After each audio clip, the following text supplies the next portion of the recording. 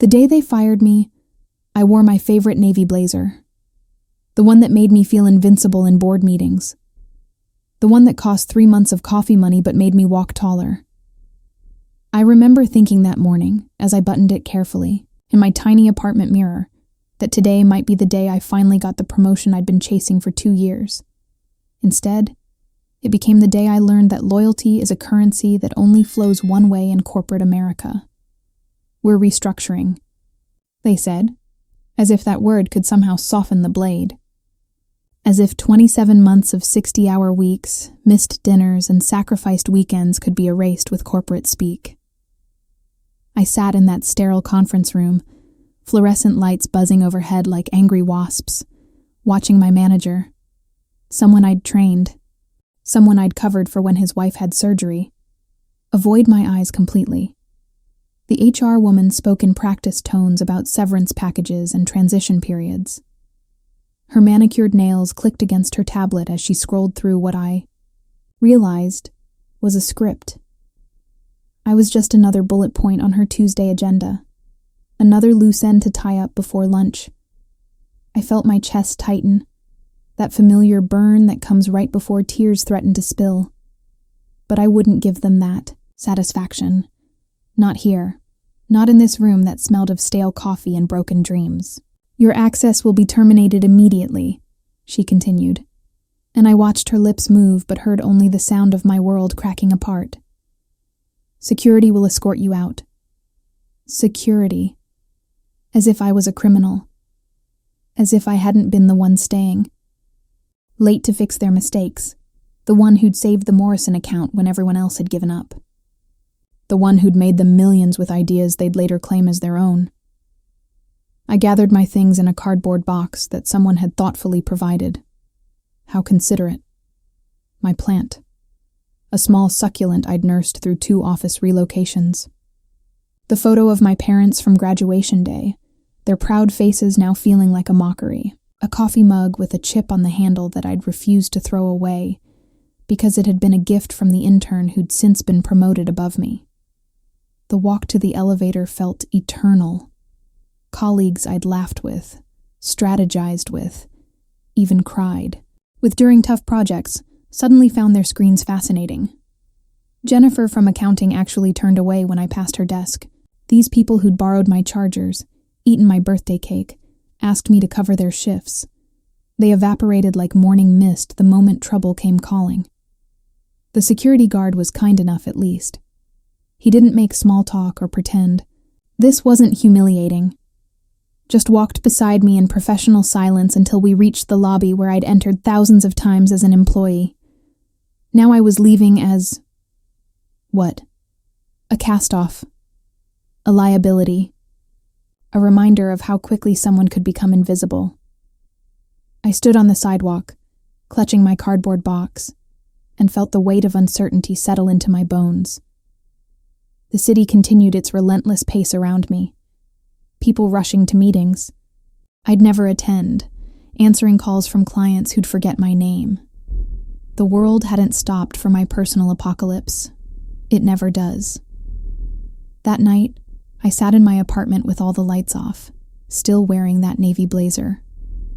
It felt different, now, heavier, like it was made of disappointment instead of confidence. I stared at my laptop screen, cursor blinking in the job search bar, and realized I had no idea who I was without that company ID badge.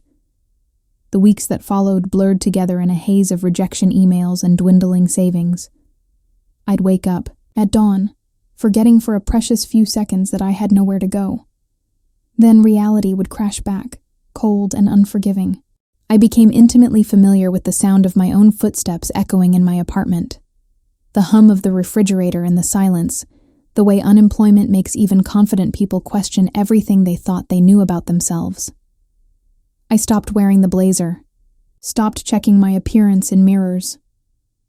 What was the point?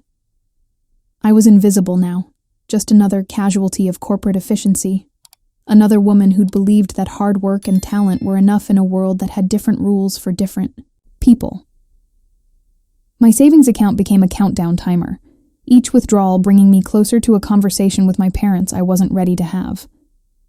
I'd catch myself staring at job postings for positions below my qualifications, positions that would barely pay my rent, and feeling grateful just to be considered. They'd reduced me to this, grateful for scraps from tables I used to help set. Friends, offered sympathy in careful doses, the kind that comes with expiration dates. After a few weeks, their patience wore thin. People have their own lives, their own problems. They couldn't carry my pain indefinitely, and I couldn't blame them for setting it down. But something happened in those quiet, desperate hours between midnight and dawn. Something that started as a whisper and grew into a roar. Maybe it was the fury I'd been too polite to feel. Maybe it was the realization that their judgment of my worth had nothing to do with my actual value. Maybe it was simply that I had nothing left to lose. I stopped looking for another job and started looking for another way. Late one night, scrolling through business listings and financial reports instead of job boards, I found something interesting. The company that had discarded me so easily was struggling. Not visibly. They were too proud for that. But the numbers told a different story. Revenue down. Key clients jumping ship. Stock prices in a slow, steady decline that would accelerate once their quarterly reports came out. They needed money. They needed it badly enough to consider offers they might have laughed at a year ago. I started making calls, not to HR departments or hiring managers, but to investors, financial advisors, people who understood that money talks louder than corporate politics. I liquidated everything, my 401k, my small inheritance from my grandmother, even my car. I borrowed against my apartment, took out loans against my future, called in every favor I'd ever earned. People thought I'd lost my mind. Maybe I had. But there's a fine line between crazy and determined, and I'd decided which side I wanted to land on. I spent months in libraries and coffee shops, studying their weaknesses like I was preparing for war. Because I was. I learned about hostile takeovers and friendly acquisitions, about shell companies and silent partnerships. I discovered that revenge, when properly financed, doesn't have to be a dish served cold. Sometimes it can be served exactly, when your enemy least expects it. The irony wasn't lost on me. I was using skills they'd taught me to dismantle the very foundation they'd built their arrogance on. Every late night I'd worked for them, every strategy session I'd led, every client relationship I'd cultivated, it all became ammunition in a war they didn't even know they were fighting. I assembled a team of investors who saw what I saw, opportunity in their desperation. We moved quietly, carefully, buying up shares through different entities, making offers that looked unrelated but were all part of the same larger plan. I became a ghost in their machine, dismantling their security from the inside while they focused on their quarterly presentations and executive bonuses. The day I signed the final papers, my hands shook. Not from fear, but from the pure electric thrill of watching justice unfold in real time. I owned them now. Every decision they'd made, every person they'd hurt, every shortcut they'd taken. It all belonged to me. But I wasn't ready to reveal myself yet. I wanted to watch them squirm first. Wanted to see how they handled crisis when they couldn't throw people away to solve their problems. I watched from the shadows as they scrambled to understand what was happening, as they realized that someone was systematically dismantling everything they'd built. The phone call came on a Tuesday, the same day of the week they'd fired me, exactly 18 months later. The interim CEO, they'd burned through two since my departure, wanted to schedule an emergency meeting with their new majority shareholder. They wanted to negotiate, to understand terms, to find a way to maintain control.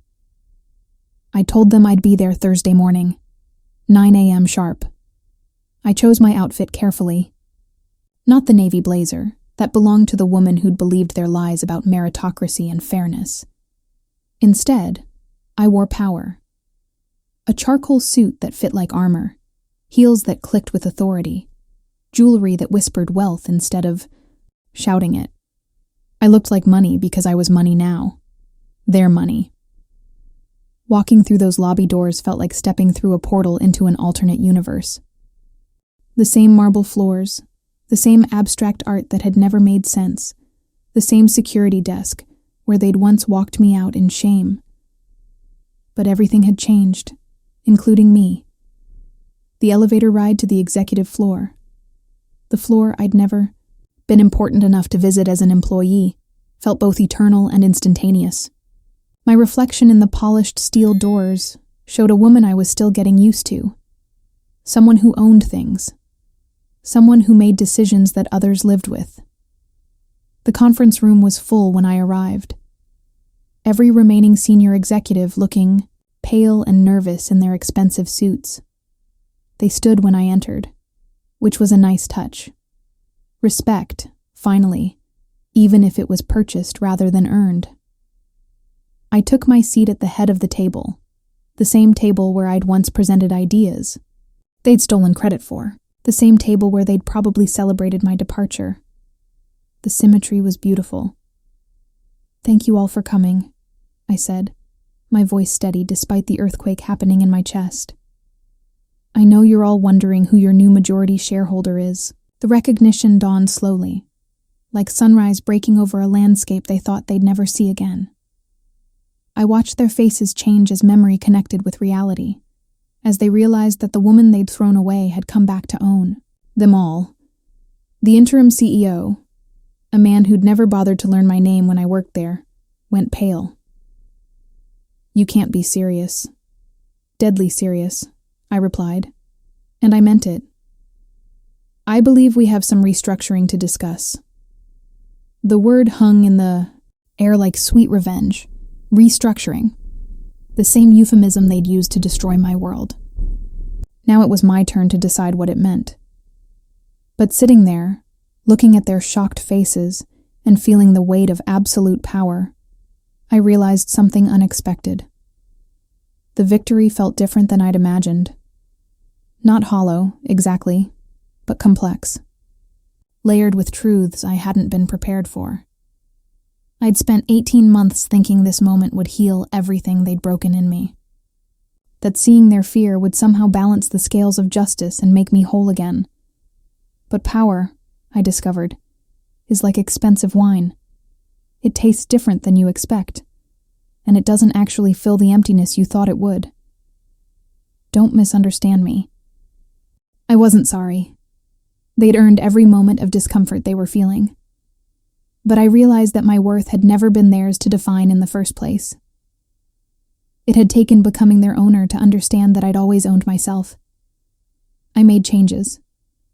Swift ones. Some people were let go. Carefully, legally, with proper severance and dignity. Others were promoted based on merit rather than politics. I instituted policies that protected employees from the kind of arbitrary cruelty I'd experienced. Not out of sentiment, but because it was good business. The company thrived under my leadership. Stock prices recovered. Key clients returned. We became profitable again, more profitable than we'd ever been under their watch. It turned out that treating people like humans instead of disposable resources was actually good for the bottom line. Who could have predicted that? But the real victory wasn't in the numbers or the profit margins or even the sweet satisfaction of watching my former manager clean out his desk. The real victory was in the mirror every morning, seeing a woman who'd learned that the only validation that matters is the kind you give yourself. They'd fired me because they thought I was dispensable, replaceable, just another ambitious woman who'd forgotten her place. What they didn't realize was that in discarding me, they'd given me the greatest gift possible. The knowledge that I didn't need them to be valuable. I'd always been valuable. I just needed to believe it enough to bet everything on myself. Sometimes the best revenge isn't destroying your enemies. Sometimes it's proving that you never needed them in the first place. Sometimes it's showing them that what they threw away was worth more than everything they kept. I still have that navy blazer. It hangs in my closet like a reminder of who I used to be. Someone who measured her worth by other people's opinions. Someone who believed that belonging somewhere else was more important than belonging to herself. I don't wear it anymore, but I keep it. A talisman of transformation. A reminder that sometimes you have to lose everything to discover what you're really worth.